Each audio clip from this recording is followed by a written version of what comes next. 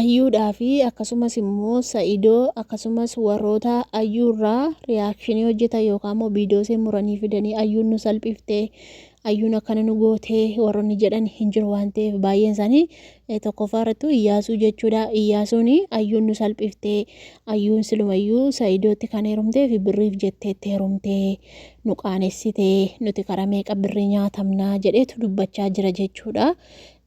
Iyyaasuu keenya ayyuun rakkoo keessaa si baafte yookaan immoo ayyuun bakka itti galtee jechuu mana sheexanaatti galtee jechuun mana sheexanaa sana keessaa si baasteetu nama si gootee jechuudha. Ayyuun waan kaasaa gaafattuuf hin qabdu jechuudha. Galatallee hin qabu. Ani ayyuudha akkana godhee ani ayyuudha akkana godhee galata hin qabu jette. Ati ayyuun dhugaa dubbachuu fi galateeffachuu qabda malee qeequu yookaan immoo birrii dhaafitu Sa'idootti heerumte jechuu hin qabdu. Nuti waa meeqa kisaarree nuti waa meeqa kassarree Sa'idoon illee kisaaraa keessa ture anis kisaaraa keessan ture jette. Ayyuu si kassarsee ayyuutu deemi kumaara taphadhu siin jedhee ati kumaara taphachaa turte ko si qofa miti kan kumaara taphachaa ture warroota Abdiisaa Shaasheefaa Shimeefaa obboleessa Gabaatuubii ijoolleen baay'een kumaaratti yuutuubii irraa duraanii isaan hordofna turre otoo waa'ee yuutuubiin beekini ijoollee kana hordofna turre jechuudha. Amma isaanii eessatti galanii kumaaratti galan jechuudha. Akka waan magaasina wayii suuqii guddaa wayii banatanii kumaara sana taphachaa turanii jechuudha. Aniyyuu yeroo duraanii sana nan hojjedha jedhee deebi'ee dhiisee jechuudha. Nama wayii tokkotu hojjedhu naan jedhee namtichi sun amma kassaree keessaa beekaata boo'eetu sisteema haaraan gara yuutuubiitti deebi'ee jechuudha. Dhugaa rabbii saniifuu jechuudha. Ayyuun kumaara taphaa keessaa si baaste. Ati yerootti ayyuun gara miidiyaatti hin dhufin yookaanis immoo Sa'idoo wajjin waliin fuudhin jechuudha. Ati yuutuubii irra darbitee waa'ee paaspoortii haasofta si hordofa qaata si hordofu jalqabe dulloomee otuun si hordofu dhugaa rabbii siin jedha. Saniifi ati duraanuu kaatee waa'ee paaspoortii fa minaamina gadhiistaa akkasumas immoo darbitee ji'a 2-3-4tti dhuftee viidiyoo gadhiista. Ati eessa jirta? Kumaara taphachuu keessa jirta. Mana sheexanaa keessa jirta jechuudha. Sheexanni godoo sitti ijaarrateetu mana sheexanaa keessattitu achitti ijoollee walitti qabamtee jechuudha. Ijoollee yuutuubaroota duraanii achitti walitti qabamaniitu achi keessatti wal albaasaa turtaniis jechuudha.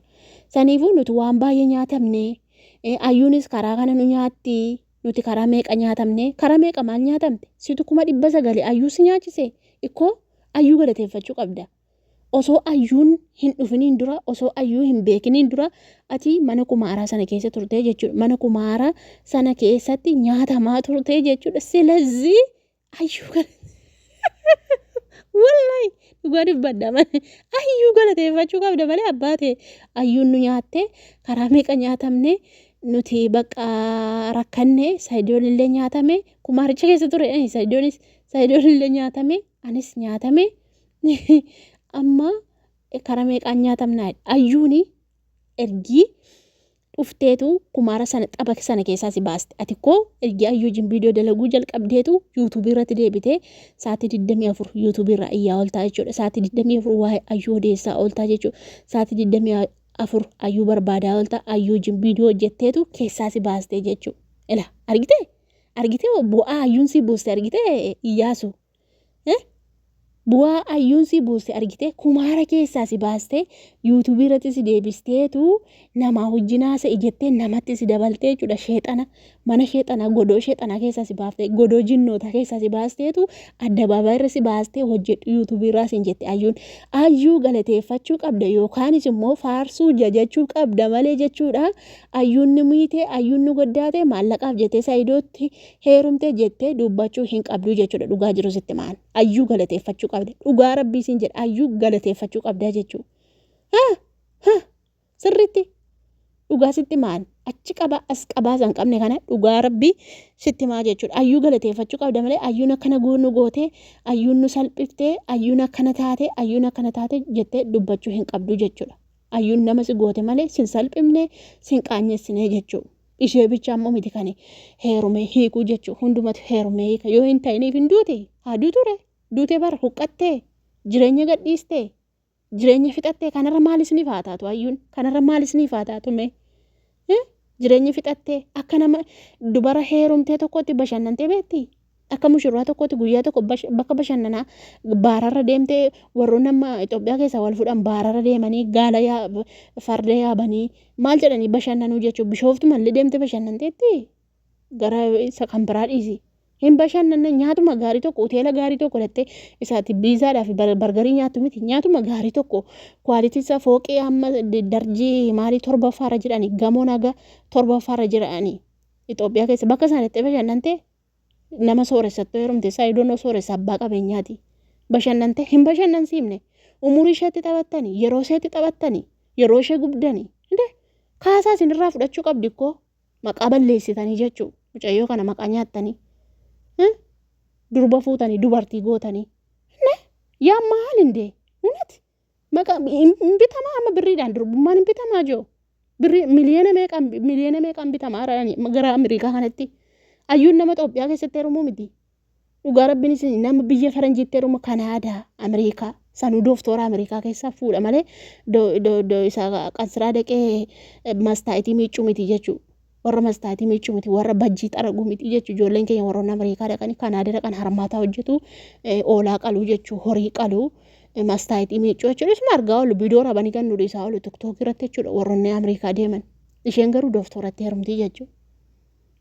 Bareedduu akkasiin argine akka waa isheen fakkaattu soolane akka isheen itti bareeddu argite cuquliisa keekii chokkolaatii argite miti. Jireenya seerraa mulqitanii durbummaa isheerraa fudhattanii kaataniitu amma birrii nu nyaatte kaasaa kaffaluufi qabdu ayyuudha durba fuutanii durbartii gootan durbaa fi dubartiin garaagarummaa guddaa qaba. Nama dhirsi tokko fuudhee gadhiise eenyutu seeraan kabajee wajjin jiraata. Dhiira tokko durbummaa laatte dhiira tokkotti immoo daxxee heerumtu kabajan qabdu jechuudha ulfinan qabdu kabajan qabdu. Yeroo hundumaan qeeqamti yeroo hundumaan arrabsamti yeroo hundumaan reebamti yeroo hundumaan kabalamti kabajan qabdu maatii biratti illee kanaafuu jennaan abbaa mana jala gaafa ciiftullee hin qaanfattee jiru mucayyoon kun maaliif sasana jala sasanaa waan taate sasanaa waan gooteetti waan ta'eef qaanyiidhaayyuu amma abbaa manaa si malee dandeessee ija keessa ol jettee ilaalti dhugaa rakkoo barra hunati dhugaa dubbadhaan amma namni durbummaa malee nama fuudhee hin qaanyoftadhan idimee kelikki qaanaa jiraattadhan dhugaa rabbii maal jechuudha kan afaan isinitti dhaga'amu dhugaa rabbii idimee kelikki durbummaa malee namticha sanatti heerumte jennaan nama kan biraatti durbummaa laate nama kan biraatti heerumnaan idimee kelikki qaanoftadhan dhugaa rabbiin isiniin jedha maal ibboo mucaa yaaddanii isinii dhugaa rabbii amma miliyoona meeqaan bitama amma yeroo ammaa durbummaa mucaa fuutanii dubartii gootanii fudhatte nu gashitan kaa isheen wallaalummaa isheetti taphattanii dhugaa dubbadhaa ammaa maan qaanfattu mayyaasuun saayidoon bayee dubbatu inuuku waan argeera waan ta'eef iniikunniyyuu saayidoon iniiku nu salphiftee waan salphaan qabu yoo isin hitte kaasaa kaffalaa fi haa deemtu rakkoon qabu haa heerumtu babarbaadde jira haa bashannantu gizoo seeti warroonni kan immoo inaaf akkati isin kuta sumayyaan dhiira kan biraa jiin argamne isin dhiira meeqatti baatee sirbiti warri jettan hin naaftan hin dhabdan qaamaa. Ishee rabbumaa kenneefi bareedina kana eessaafu ture akka ishee bareeddu cuquliisa kana bareeddu kana gooftaa godha baasi dhugaa rabbii eessaafuutu rabbitoo kenneefi bareedina kana eessaafuutanii isin immoo dhiirri nagaa isin gaafata. Ishee dhugaa dhiira meeqa hojii kolfite taphachaa tuusu isheen bareeddu ta'uu baattee waaltu ofitti buta namni jallate galagalee ishee ilaaluun jira dhugaa isin immoo hinaaftaniiti warri sumayyaanii nagaa teessii. Isheen dhiira meeqatti laxxafamaa oolti baga laxxafamte hin dhabdan kaa hin dhabdan hin gubatinaa dhugaa hin gubatinaa gubattuu dhugaa nagarrabtu yeroo tokko carraa keessan nyaattu amma saayiduu rabbitti adda baasa rabbitti yaa'ee itti heerumtu saayiduu itti heerumuuf hin jedhan saayiduu itti heerumuuf warri hiikamuu isaanii barbaadan saayiduu itti heerumtanii jechuun moo akkam. Inaaffaadhaan kun hunda ayyummaa sooromtii saayidoo jala buute ayyummaa guddatti kana haasoftu jechuudha. Muka nyaattu dhugaa rabbii muka nyaadhaa muka sinaa nyaachisu abdaariin kuchoo mootii bidiruu baga haadha ishee nana baaraatti gatta'e mana harafsitu isin koomentii jalatti afuuftuu kana ammataa.